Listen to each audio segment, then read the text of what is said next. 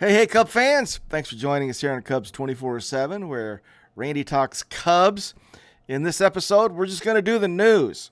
I spent the whole week watching the free agent tracker and following guys who are in the know. And anytime I come across something that I think is interesting, that I would want to know if I'm a Cub fan, I just wrote it down. So this is the second week of this particular piece, and I like doing it because when I hear something, it gives me a place to put it.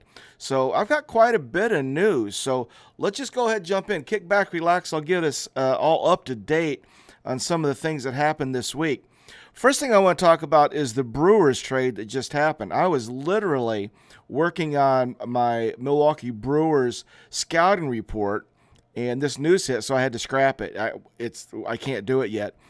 It looks like Milwaukee is committed to a rebuild. They have traded Cy Young Award winner Corbin Burnes to the Orioles for two prospects in the 34th pick of the 2024 draft. And what that means for us as Cub fans is we don't have to face Corbin Burnes. 29-year-old Cy Young Award winner in 2021, three-time All-Star, last 3 years, just a Cub killer.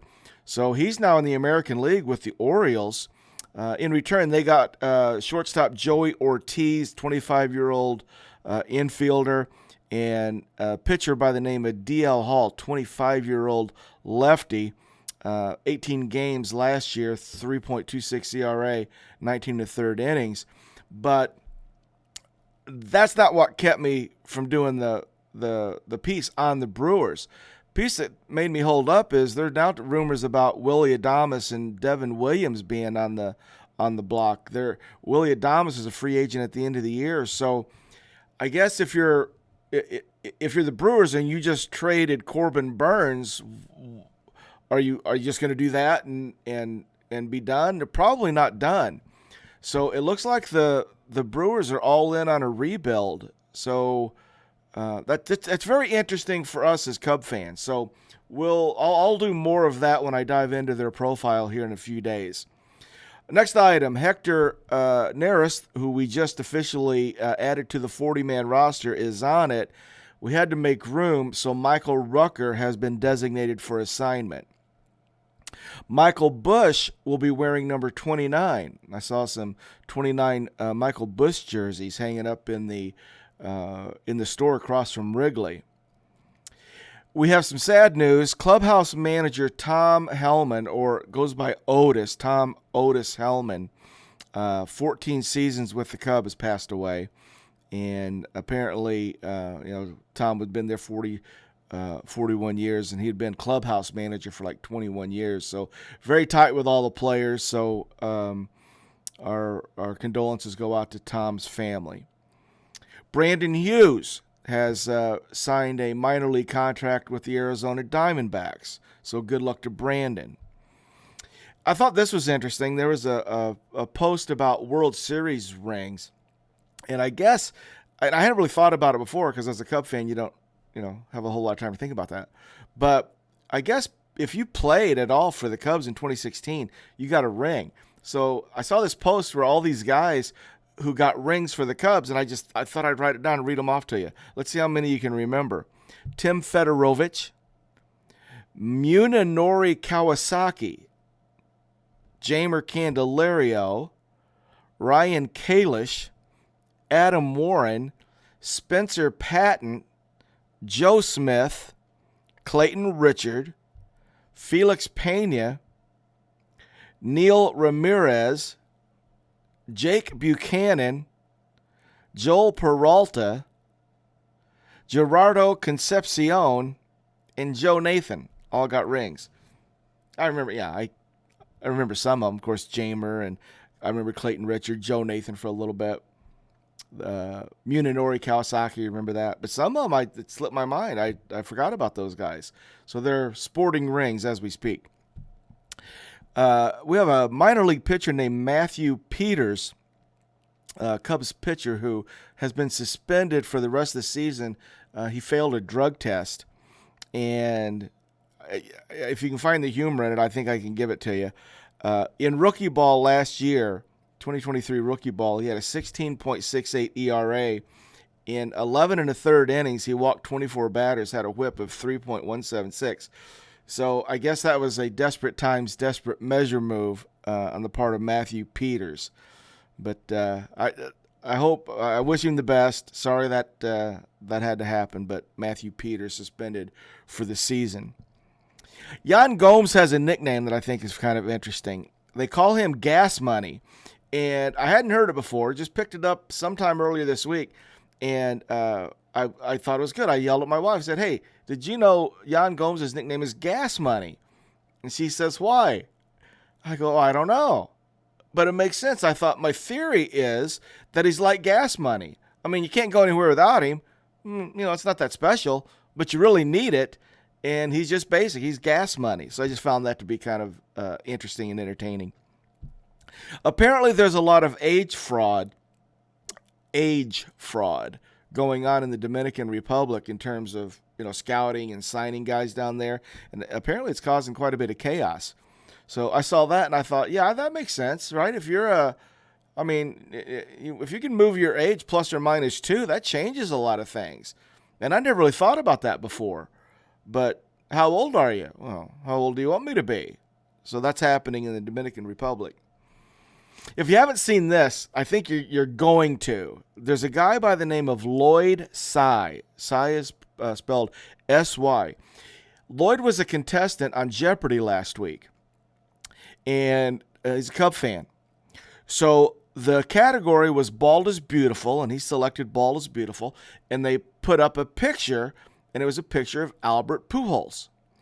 And Lloyd's answer, I'll quote him, is, "Who is the wretched Albert Pujols?" And of course, that Ken Jennings guy who does he's the new host, he goes, "Well, I don't know about the pronoun you use, but Albert Pujols is correct." So he sort of berated Lloyd Sy a little bit after referring to Albert Pujols as the wretched Albert Pujols. And Lloyd responded, "Go Cubs." So he's almost famous right now.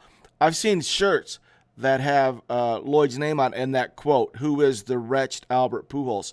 So when you see that, now you'll know the backstory on it. Ethan Roberts has recovered from his Tommy John surgery. You've probably forgotten about him. Ethan Roberts made the opening day roster in 2022, had surgery, missed the whole season. So he's now back in pitching. And I did a profile piece on Ethan. So if you want to get caught up on that, you can find that profile piece here. Cubs signed 7 veteran pitchers to minor league contracts. Very important signings. Here are the 7. Carl Edwards Jr., Richard Lovelady, Sam McWilliams, Blake Wyman, Thomas Pannone, Colton Brewer, and Edwin Escobar. So those 7 free agent pitching signings, veteran guys, some with major league experience, some without. And, of course, Carl Edwards Jr. I did a piece on Carl, too, if you want to catch up on that. There's a profile piece here on the channel on Carl Edwards Jr. But those guys are very important. That's a big signing. A lot of depth, low risk depth, a lot of insurance pieces. Cal Ripken Jr. is back in the news. The Orioles have sold, so they got new ownership, and Cal Ripken Jr. is part of that new ownership with the Orioles. So that, I think, to me, that's good news, having Cal Ripken back in the game. There's been a lot of top 10 lists going on here over the last couple of weeks, and there was one that came out this week, the MLB top 100 prospects. And there's a couple things that are going on here. The first thing is the Cubs have the most players, most prospects in the MLB top 100 list. We have 7 of them. So that's more than any other team. Pete Crow Armstrong at 16, Cade Horton at 26, Owen Casey at 47, Michael Bush at 51, Matt Shaw at 54, Kevin Alcantara at 65, and James Triantos at 73. Moises Ballesteros came in at 114, and Jordan Wicks came in at 122. So there's 9 guys 7 of them in the top 100, and the Cubs led the league in guys in that top 100, and also the National League Central. I found this interesting. The National League Central has the most of any division. We have 24, and that was before the Burns trade. So I thought that was pretty interesting. National League Central has a ton of top 100 prospects at 24. I thought that was interesting. There's also profiles, videos on each of those guys. If you want to find those on the channel and have a look, they're all there ready for you. The Cody Bellinger, Matt Chapman thing is still going on. I mean, as we speak, it's just, it won't stop. Here we are, we're into February. Cody Bellinger, Matt Chapman have not signed. And this thing with the Brewers now, right? How does that affect what Jed's thinking? You've got, let's say the Brewers have folded, right? They're like, well, we're going to have to rebuild. We're not in it at this point. Does that change Jed's approach? Does that go, well, we don't need to win 94 games. We can maybe back in with 88. I don't know, but it's going to be interesting. So as of now, Cody Bellinger is still there. But here's an interesting side note. I guess Nike has already released a new Cubs Bellinger jersey. So maybe Nike knows more than we do, because they just released a new jersey with Bellinger's name on it. I don't know what that means. I just saw it. I was like, well, what? Here's one I came across. It's not really Cub related, but it's so cool that I wanted to share it with you. And it's about Joe DiMaggio's 56-game hitting streak in 1941. During that streak, Joe's slash line read like this. He hit 408 with a 463 on base and a 717 slug for a 1.181 OPS. Okay. I wouldn't have told you about that except for this. During the same period of time, during that same stretch, during the time when Joe was making that run on his 56-game hitting streak, Ted Williams slashed this. He slashed 412 with a 540 on base and a 684 slug for a 1.224 OPS. So I just found that interesting. During that time when Joe DiMaggio was making history, which at this point may never be broken, Ted Williams had a better slash line. Teddy could hit. And finally, I just saw this post and I thought, yeah, I'd like that. Right? Here was the post. There should be a spring training championship game. That's all. The post just said. That was it. The guy posted it and left. And I was like, yeah, I would watch that. A spring training championship game. I doubt it's going to happen, but, I thought it was interesting. Guys, that's the news of the week for me. I've already got a page started for next week. So anytime I hear something I think is interesting, relevant, entertaining, something that I was telling my wife about it just the other day. I'm like, if I like it, if I find it interesting and I would want to know about it, that's my guide. That's it. So as a Cub fan, as a baseball guy, if I find it interesting, I'll jot it down. And then end of the week, I'll give it to you. Hope you like it. Hope you come back. Thanks for joining us here on Cubs 24/7, where Randy talks Cubs and some other things occasionally. Go Cubs, go.